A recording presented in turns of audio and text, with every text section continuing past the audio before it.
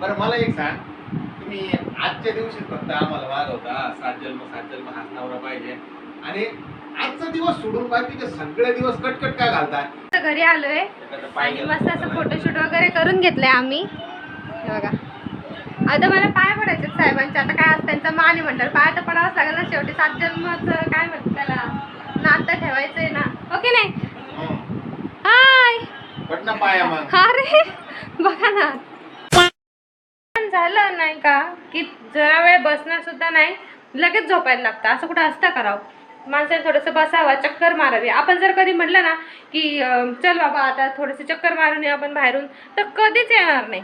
आणि हेच जर कॉलनीतला जो मित्र आहे त्याने जर म्हणलं की चला हो आपण येणार जरा असं चक्कर मारून येऊ, गप्पा मारू, तर एका पायावर लगेच तयार, एका मिनिटात घराच्या बाहेरच लगेच.